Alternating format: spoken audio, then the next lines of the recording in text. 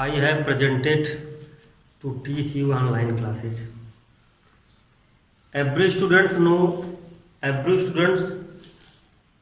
about corona. In corona, I want to teach you online classes. Corona is going on, so every students is to read online classes. देखिए students, मुख्य रूप से ये आप लोग समझिएगा कि कोरोना चल रहा है, कोरोना में हर व्यक्ति परेशान है। इसके लिए हमारे विद्यालय के प्रधानाचार्य ने आप लोगों के लिए ऑनलाइन क्लासेस प्रारंभ किए हैं, जिसमें आप लोगों को मैं पहले दिन ही आप लोगों को मैं सबसे बड़ा मुद्दा लेके आया हूँ।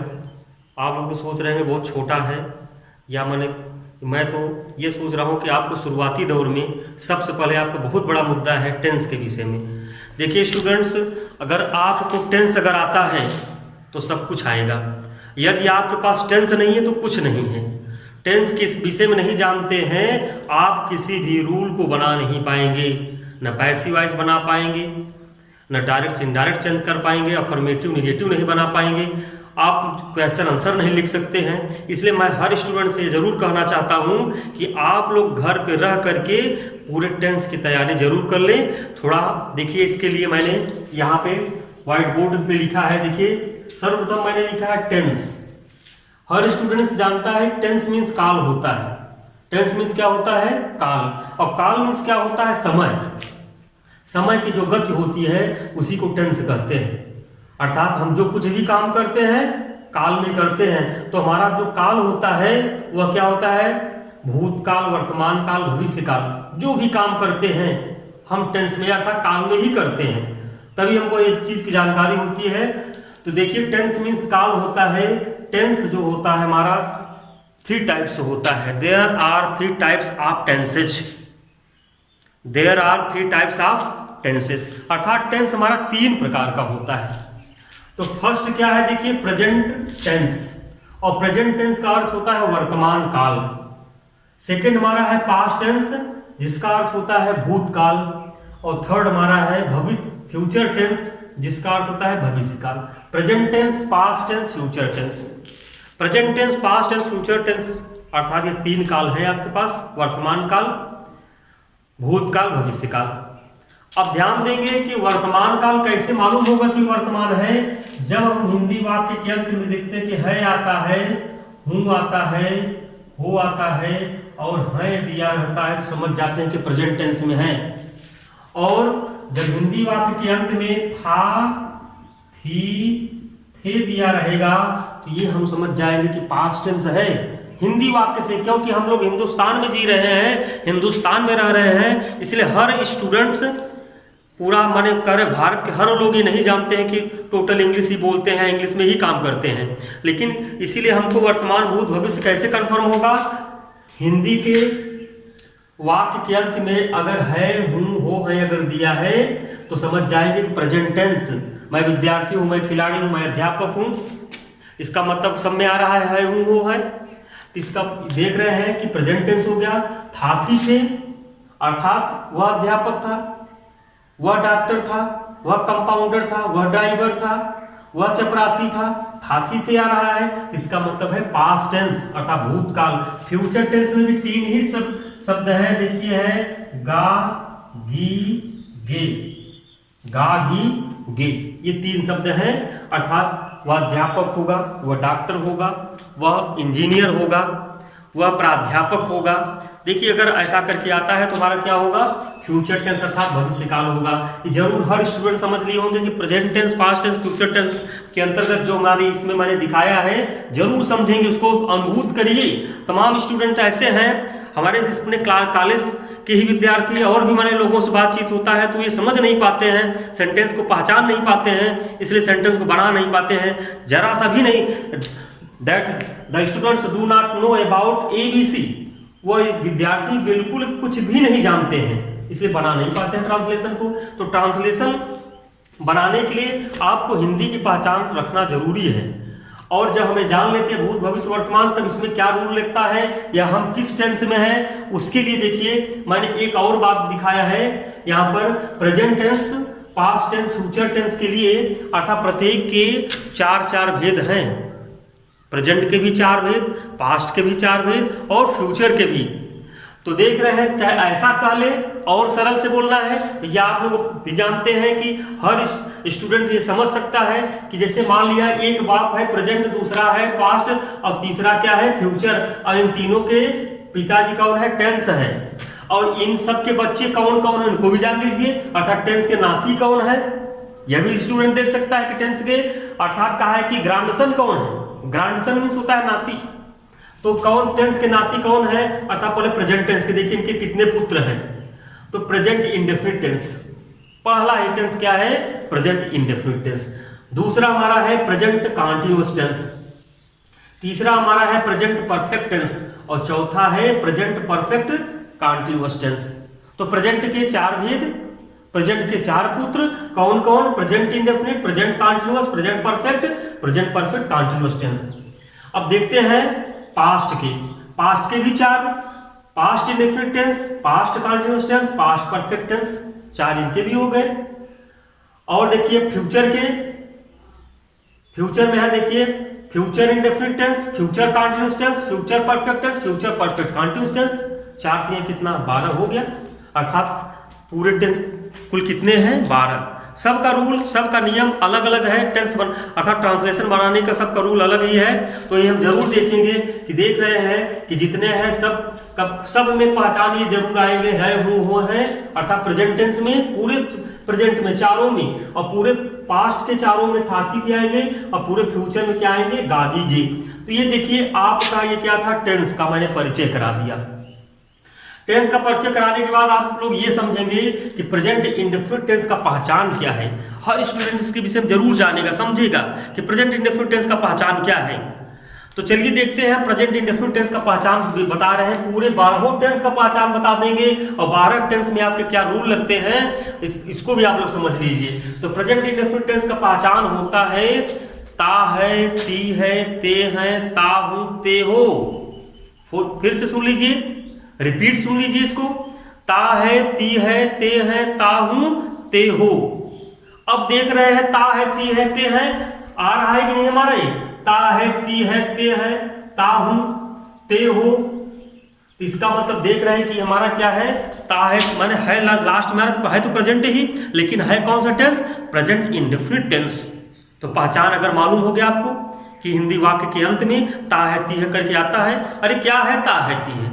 आप हिंदी वाक्य में बोलते हैं, हर समय हर स्टूडेंट बोलता है, सुबह से लेकर शाम तक बोलता है, अपने रूटीन बोलता है, अपनी दिनचर्या बोलता है, लेकिन फिर भी उसे ज्ञात नहीं होता, उसे वो समझ नहीं पाता, अपने विषय अपने कहा के बारे में नहीं समझ पाता है कि सुबह में क्या करता है। जैसे देखिए यही है, स्टूडेंट सुबह 4 बजे उठता है, देखिए आ गया हिंदी वाक्य के अंत में, क्या आ गया, उठता है, मुंह धोता है, मंजन करता है। इसका मतलब सब में ता है, ती है आ रहा है। तो हमारी रूटीन है कि हम वर्तमान काल अर्थात प्रेजेंट इंडेफिनिट टेंस में बोलते भी हैं।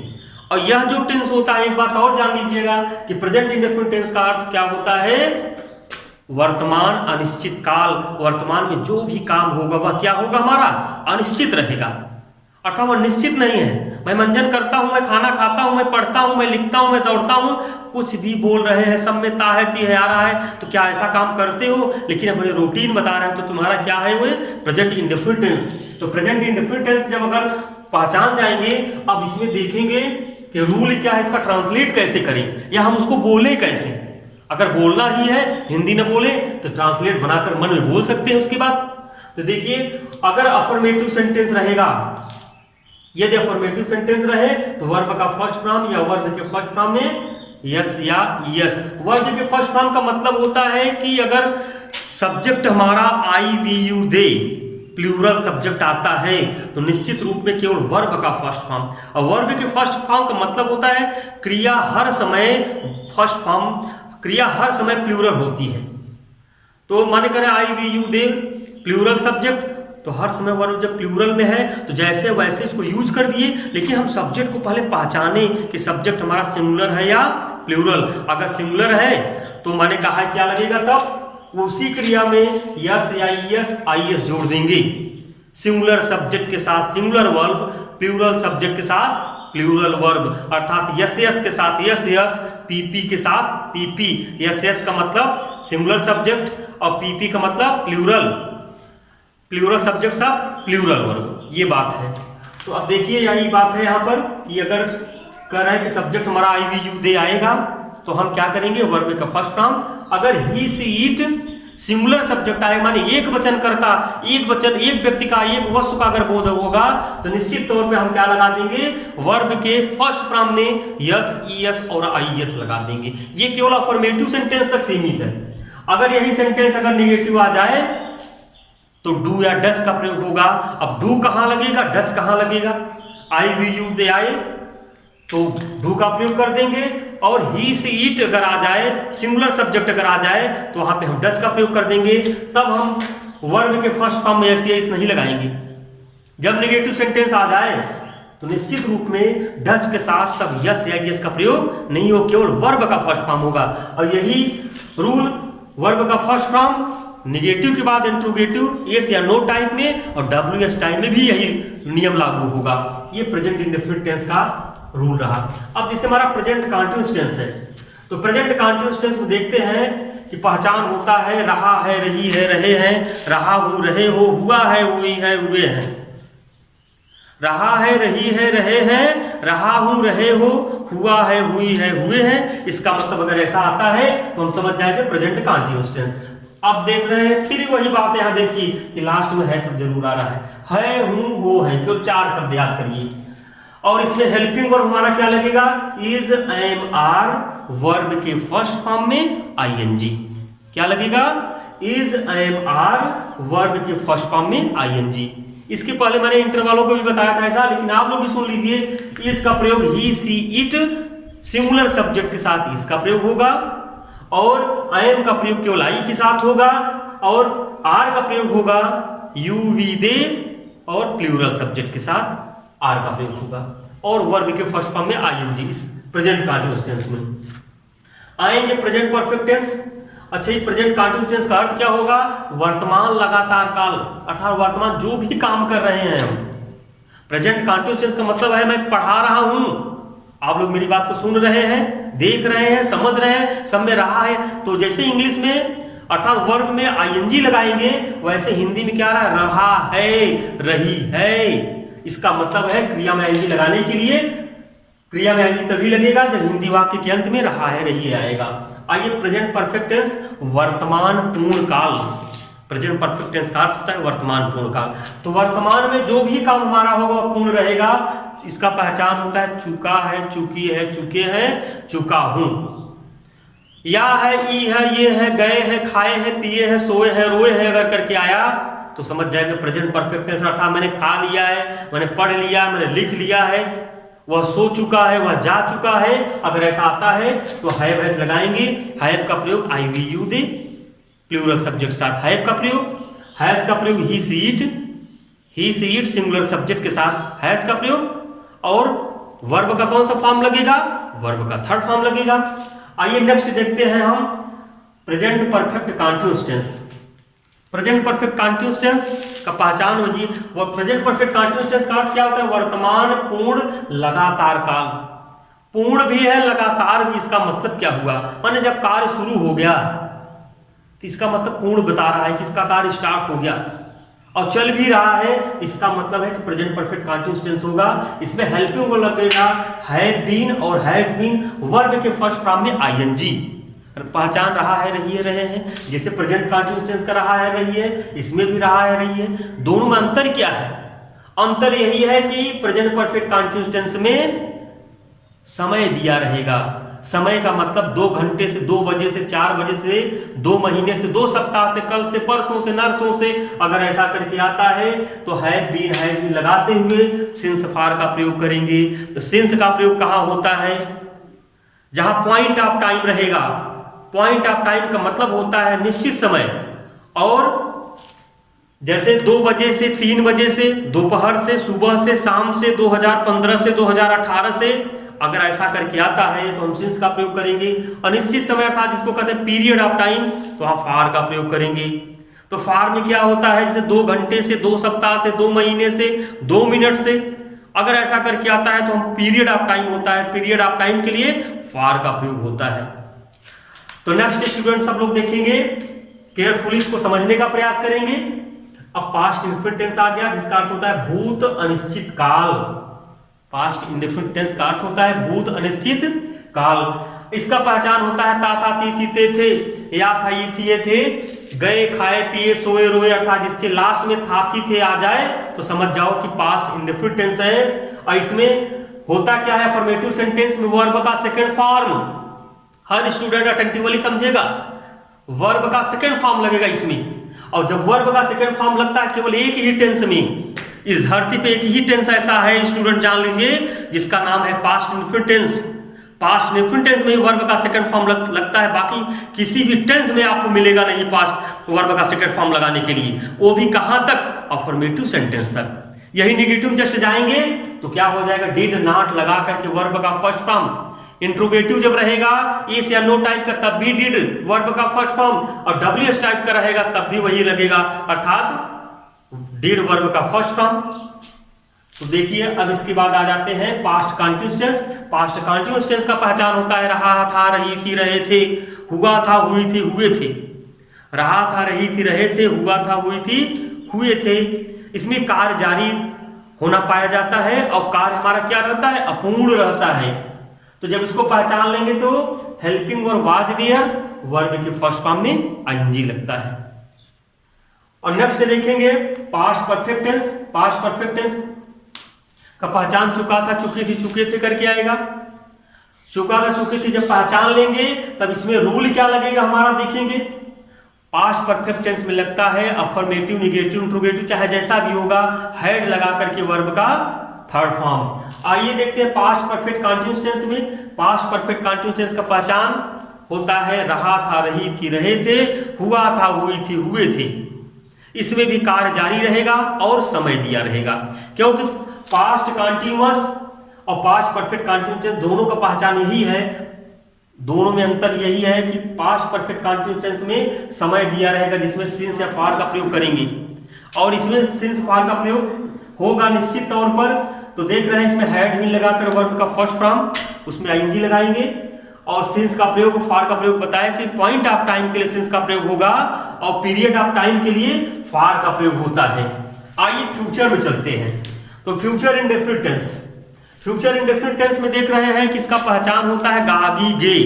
गागी गे पढ़ूंगा, लिखूंगा, दौड़ूंगा, खेलूंगा, देखूंगा, समझूंगा।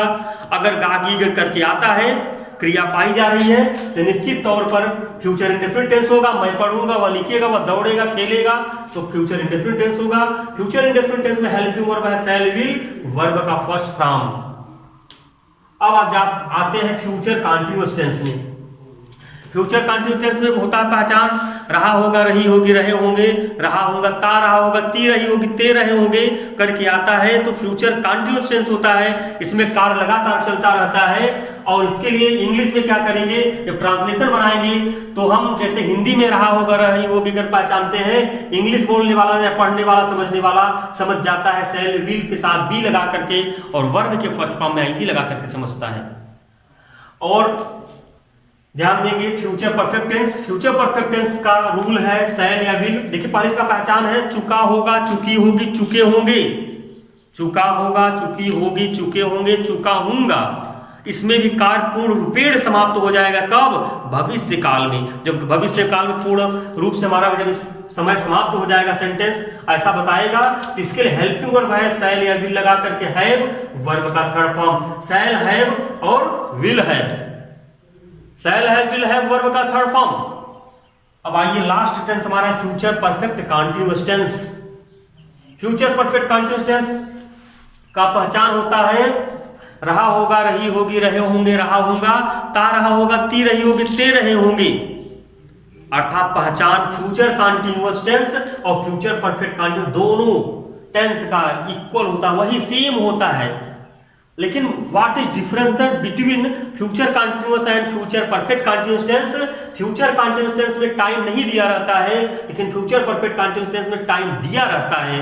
तो टाइम हिंदी में तो से होता है, लेकिन इंग्लिश के लिए क्या होगा, सिंस और फार का प्रयोग होता है। क्या होता है स्टूडेंट्स, सिंस या फार का प्रयोग। अभी अभी बताया गया present perfect continuous, past perfect continuous और फ्यूचर परफेक्ट कंटीन्यूअस टेंस में सिंस या फार का प्रयोग होता है। सेम वही बात है पीरियड ऑफ टाइम के लिए, अर्थात निश्चित समय है, पॉइंट ऑफ टाइम के लिए सिंस का प्रयोग, और अनिश्चित समय जिसको कहते हैं पीरियड ऑफ टाइम, उसके लिए फार का प्रयोग होता है। स्टूडेंट जरूर इसको समझने का प्रयास करिए। ये 12 टेंस को अगर समझ लेते हैं तो आपका रूल कभी भी ट्रांसलेशन बनाते समय बिल्कुल भी गलत नहीं होगा। और पहचान को याद करिए, इसमें रूल क्या लगा हुआ है, इसको जरूर अपने कॉपी में नोट करेंगे। नोट करने के बाद हर स्टूडेंट जरूर समझेंगे। और आप लोगों के पास ग्रामर की बुक होगी, 9 की किताब या आपके पास 10वीं की किताब, जो भी किताब होगी XY किसी भी माने लेखक की अगर हो, किसी भी प्रकाशन की किताब हो, उससे ट्रांसलेशन जरूर बनाइए। उसके बाद बारी बारी से मैं टेंस पढ़ाता रहूंगा, आप लोग उसको समझते रहेंगे।